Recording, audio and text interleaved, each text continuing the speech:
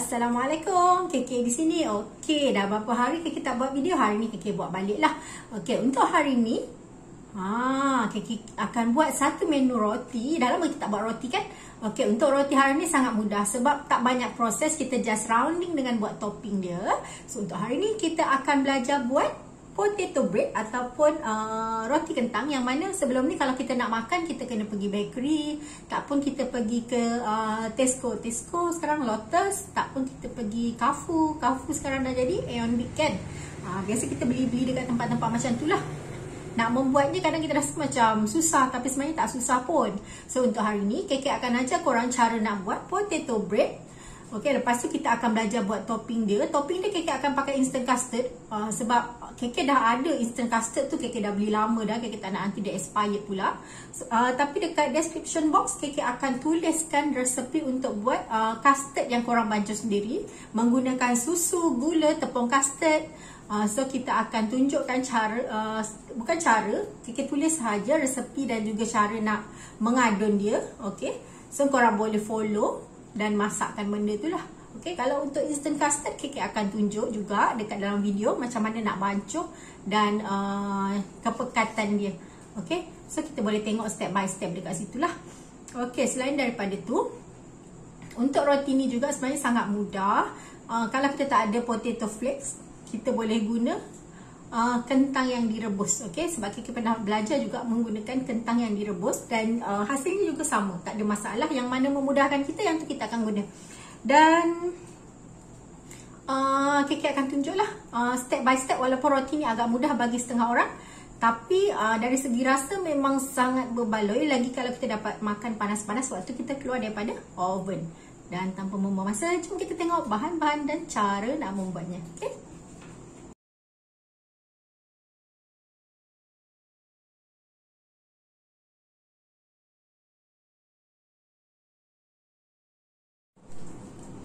okey, buat roti sama je macam biasa. Untuk hari ni saya akan pakai mixer. Kalau ada bread maker pun boleh juga. Cuma kalau pakai bread maker lebih lama lah uli dia. Okey, mula-mula kita akan masukkan benda cecair dulu. Kat sini 250 ml air sejuk. Tadi sebenarnya air ni ada ais, tapi ais dia dah cair. Okey, lepas tu kita akan masukkan 25 gram minyak. Minyak ni minyak masak pun tak ada masalah. Telur 1 biji. Lepas tu kita akan masukkan dekat sini margarin 75 gram. Okey. Lepas tu kita masukkan garam 1 sudu teh. Ini susu pekat manis 25 gram. Kalau tak ada susu pekat manis, boleh pakai susu tepung. Susu tepung anak korang kat rumah kan, pun boleh juga. Tak pun susu yang bakery pun boleh. Lepas tu yang ni adalah 10 gram. Saya pakai super cream. Super cream ni dia untuk melembut dan menjaga tekstur kita punya roti lah. Kalau tak ada super cream, korang ada bread improver dengan softener pun boleh pakai juga. Kalau bread improver dengan softener, korang ambil 5 gram. Okay, so, kita dah settle dengan barang basah. Dekat sini garam saya letak dulu, sebabnya garam tu kita tak nak dia campur dengan yeast. Kalau dia campur dengan yeast, nanti takut kita punya yeast mati. Okay, seterusnya gula 100 gram. Okay, tujuan saya guna air sejuk tu sebab nak jaga suhu masa kita mixkan dia. Okay, bila kita pakai mesin menguli, dia punya suhu tu akan jadi panas. Bila dia panas, kadang dekat situ yang jadi sebab apa? Punca kita punya roti kadang bau masam kan, sebab bau yeast tu jadi macam berlaku penapaian masa proses tu, sebab masa kita uli tu dia panas. Jadinya kita ganti dengan air sejuk biar dia menjaga kita punya suhu lah. Okay, dekat sini 50 gram potato flakes. Okay, ni boleh beli kat bakery. Kalau tak ada potato flakes, korang boleh pakai kentang rebus. Okay, seterusnya 500 gram tepung high protein. Ni beli kat bakery ya. Tuang dia semua. Okay, dah settle semua bahan-bahan ni. Jangan lupa kita punya yeast. Yeast tak kisah jenama apa. Dekat sini saya pakai jenama Muai ni sebab hari tu saya beli 1 kotak. Jadinya saya guna lah. Kalau ikutkan, saya lagi suka pakai Saf Instant. Dekat situ ada jual kat bakery. Yang itu pun bagus. Yang itu dia kurang bau yeast. Okay, yang ni kita letak dekat atas dia. Okay, so kita akan pakai mixer. Macam pakai mixer biasalah, kita akan pakai cangkuk ni. Okay, kita pergi on dulu mixer kita. Okay, tadi saya terlupa nak tekan saya punya recording ni. Okay, maaf lah ya. Okay, saya punya mixer ni berjaya 7 liter. Okay, kalau korang tak ada mixer, korang nak pakai bread maker pun boleh. Kalau bread maker, tempoh kita memutar sampai dia mengembang. Okay, mengembang, kira memerap apa semua tu dalam 1,5 jam. Kalau pakai mixer ni, okay, kalau saya buat slow-slow macam ni, dalam setengah jam macam tu, tak pun 20 minit. Tengoklah, saya akan tengok dia punya tekstur. Kalau dia dah licin, nampak berkilat, dia dah lembut. Kalau saya tarik pun dia tak putus. Dan boleh tengok saya punya tangan dia macam jadi jarang kan, macam saya buat roti sebelum ni. Okay, yang tu dah cukup dah. Tapi kalau macam saya guna kelajuan yang tinggi, okay, dalam masa 15 minit dia dah boleh dikeluarkan. So kita akan putar dia dulu, bagi dia betul-betul elastik, baru kita keluarkan lah. Okay, dough kita ni dah elastik, nampak dia lembut. Lepas tu nampak tak dia berkilau. Lepas tu nanti kalau kita tarik, dia boleh tarik sampai nipis-nipis ni kan. Dia dah elastik dah. So kita akan perap dia sampai dia mengembang 2 kali ganda. Kita boleh tengok dia punya ni lah, pengembangan dia. Kita tengok saiz dia lah. Bila nampak dia 2 kali ganda daripada saiz sekarang ni, maksudnya dia dah naik kembang dengan elok. Okay, so kalau macam korang nak proofingkan dalam proofer pun boleh, korang nak letak dekat tempat yang panas sikit pun boleh. Jadi proses pengembangan tu akan lebih cepat. Okay, kalau tak biasanya ambil masa dalam 1 jam jugalah untuk mengembang. Okay, nanti bila dia dah kembang, kita akan buang angin dia, kita akan bentukkan dia pula. Okay, yang ni saya proofingkan dalam oven, jadi cepat sikit lah. Dalam 20 minit dia dah mengembang 2 kali ganda. Kalau kita secara manual ataupun suhu bilik, dalam masa sejam jugalah. Okay, sekarang kita akan keluarkan, kita buang angin dulu. Ni kita punya dough yang dah mengembang 2 kali ganda. Okay, so kita akan buang dia punya angin. Memang perlulah nak buang angin dia kan, supaya senang kita nak membentuk. Kalau dia kembung-kembung macam tu pun payah kita nak membentuk kan. Yang ini saya akan bagikan kepada 36 dough. Okay, kita timbang dulu. Jadi setiap dough saya akan bulatkan. Okay, saya akan ambillah setiap dough tu dalam 30 gram lah. Okay, jadinya saya akan bagi-bagikan dulu. Kita timbang dulu dough kita 30 gram setiap satu. Kita buat 36 biji. Okay, sebab saya pakai loyang 13 inci, so untuk saya akan bakar dalam satu loyang je lah. Okay, 30 gram banyak ni. So kita akan potong-potong dulu, timbang-timbang dulu.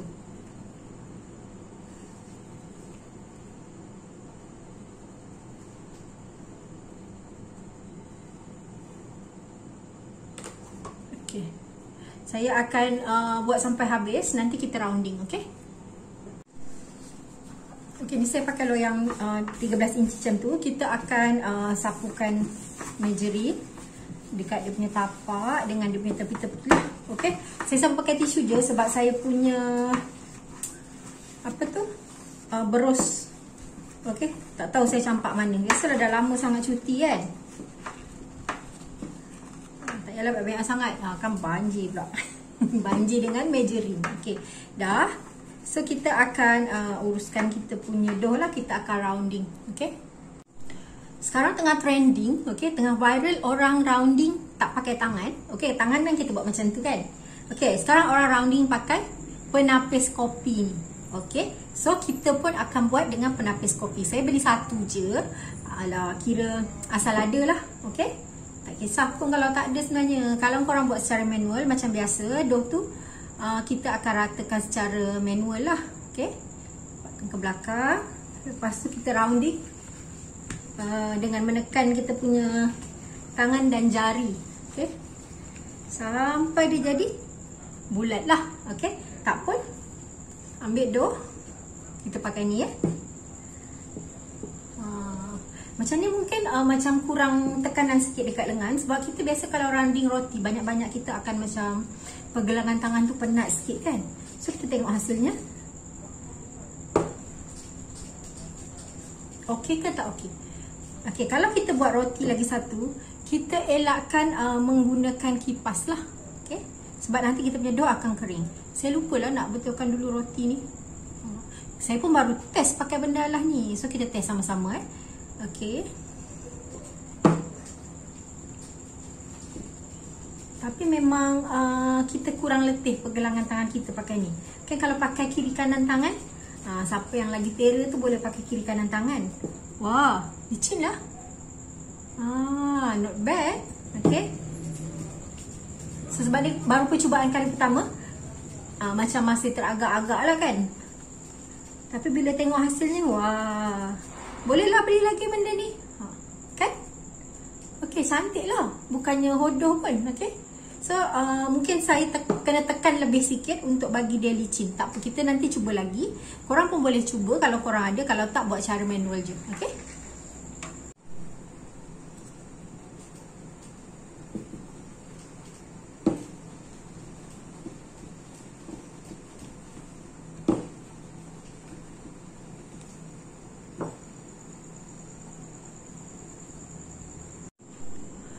Setelah beberapa kali mencuba, akhirnya dah dapat rentak. Jadi saya dah tahu kalau macam kita nak dia bulat dengan lebih cepat, kita kena bagi dia punya dalam ni menyentuh betul-betul dekat dough. Jadi bila kita tekan, kita gerakkan dia, dia akan tertekan dekat sini. Sama macam kita rounding guna tangan kan. Bila yang bersentuhan dengan kita punya tangan tu, dekat situ akan lebih licin. Okay, nampak? So sekejap je lah dough kita jadi licin. Okay.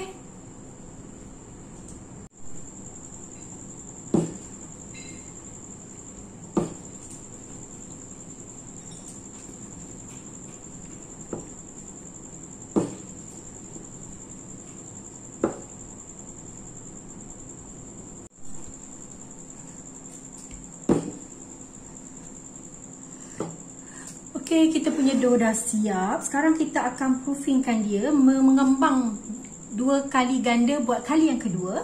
Selepas tu kita akan sapukan dekat atas dia air ataupun susu, okey, dan kita akan letak topping. Okey, sekarang kita proofing dululah. Okey, saya proofingkan dalam saya punya oven. Saya punya oven ada fungsi untuk proofing selama 20 minit. Kalau tak ada, korang boleh guna secara manual. Okey, panaskan pada suhu bilik, panaskan pula, letak pada suhu bilik dalam masa lebih kurang 1 jam. Okey, kadang tak sampai 1 jam pun, tengok dia dah kembang 2 kali ganda, dah okey dah.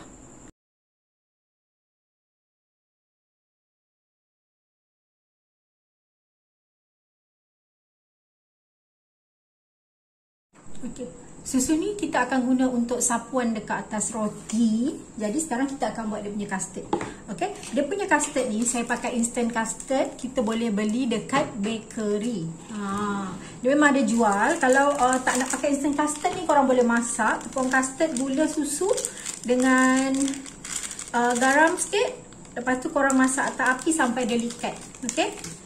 Kalau yang ni instant ni senang. Instant ni dia biasa dah ada tulis sukatan air dan juga custard dia. So kita boleh tuang lah berapa banyak. Okey, dekat sini sebenarnya banyak. Dekat sini ada 500 gram. Tapi saya tak akan pakai semua. Saya akan pakai sikit je. So dekat situ kalau pakai 100 gram instant custard, dia tulis kita perlukan 250 gram air. Okey, tu dah cukup dah. Dia dah cukup lemak. Sebenarnya dia dah ada kandungan susu semua. Tapi kalau korang nak lagi lemak, korang boleh gantikan air ni dengan susu. Okay. So kita tak perlu nak bancuh terlalu banyak. Yang ni saya agak-agak mungkin dalam 50 gram. So kalau 50 gram maksud dia punya air dalam 125 lah. Tapi kat sini saya agak-agak je.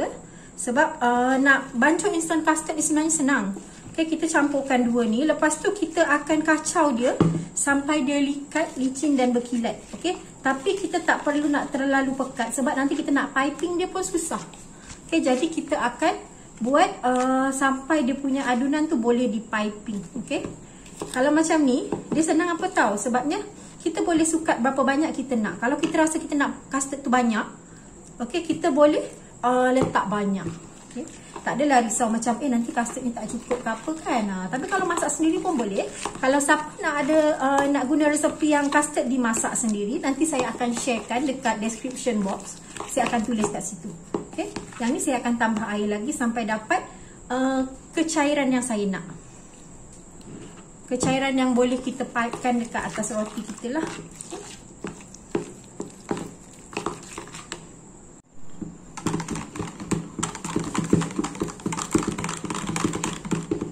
Okay, custard kita dah nak siap, dah licin dah. Yang ni kita boleh piping sekejap lagi lah.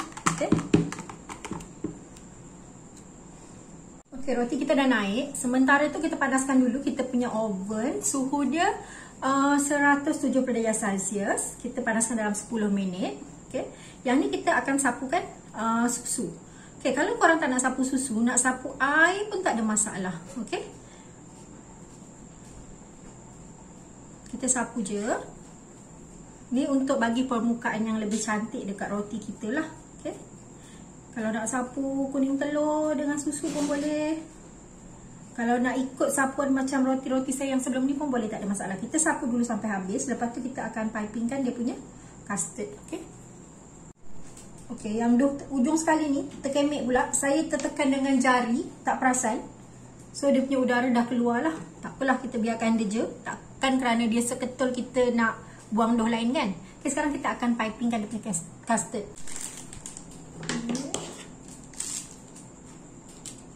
Kita pipingkan custard dekat atas. Dia tak kisah nak buat bentuk macam mana, pangkah-pangkah ke, bulat ke apa, tak ada masalah.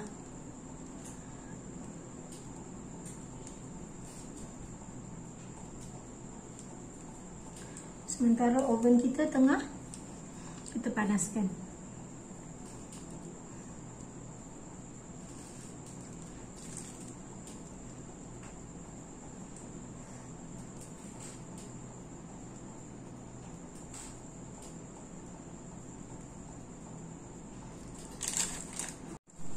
Okey, dah siap. Kita akan masukkan dalam oven, kita akan bakar dia. Okey, sekarang kita akan bakar dia dengan suhu 170 darjah Celsius, api atas dan bawah. Kita akan bakar dia selama 20 minit, bergantung pada oven masing-masing. Okey, kalau tak masak lagi korang boleh tambah masa, tak ada masalah.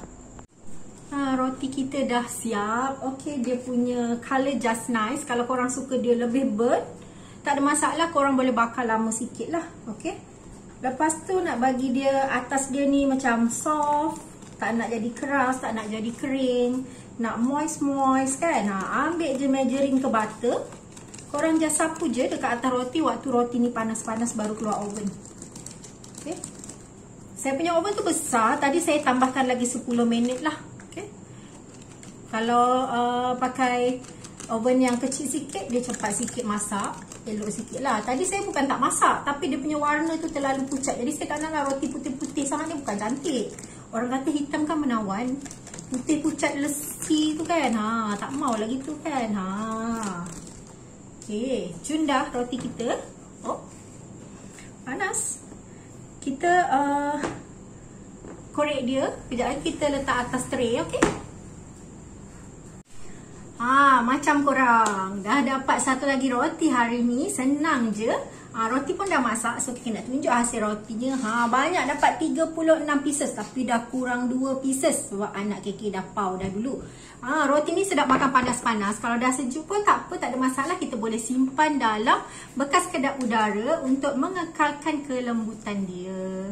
Okey, ikutkan roti ni memang sangat mudah. Cuma itulah, kadang kita rasa macam susah aja, tapi tak cuba-cuba buat kan. Sebenarnya senang sangat. Jadi kita boleh mempelbagaikan lagi variasi roti untuk anak-anak kita. Walaupun kita dah boleh keluar berjalan, walaupun kita dah boleh makan dekat luar, tapi kalau kita nak cuba buat sendiri, jadi aktiviti dengan anak-anak pun tak ada masalah. Sementara anak-anak masih belum bersekolah, jadi kita boleh buat sama-sama dengan diorang. Diorang boleh belajar merounding roti, buat roti yang simple-simple kan.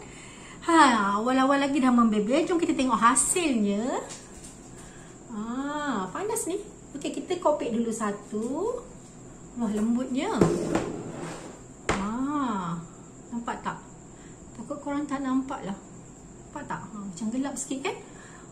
Sebab sekarang ni KK dah tukar dekat ruang tamu, tempat KK punya tempat buat kerja ni. Kalau dulu masa KK buat dekat bilik belakang, memang nampak cahaya ilahi tu terang lah kan. Okey, nampak ni roti kita. Menawan kan ada kuning-kuning. So roti ni memang sangat lembut, nampak? Oh, nak jatuh. Lembut sangat. Ya Allah, macam tak percaya kan kita buat sendiri. So tengok ni tekstur dia, ya Allah. Mungkin korang tak berapa nak nampak sebab silau kan. Ni bukan boleh harap sangat ni. KK punya ring light ni maklum dah cikai-cikai kan. Dia memang gitu lah. Nantilah tunggu KK banyak duit sikit kan, kita beli yang canggih sikit. Okey, tapi memang nampak tau tekstur dia sangat lembut. Tengok bila kita koyakkan dia pun memang lembut gebu. Bismillahirrahmanirrahim. Makanlah tak sabar kan. Yang marah sila roti kentang dia kan. Dah lama pun buat roti kentang kan. Macam dekat dia punya luar ni memang rangup sikit sebab kita baru lagi bakar. Tapi dia punya dalam memang lembut lah. Okey. Untuk custard dia, kita makan custard dia pula.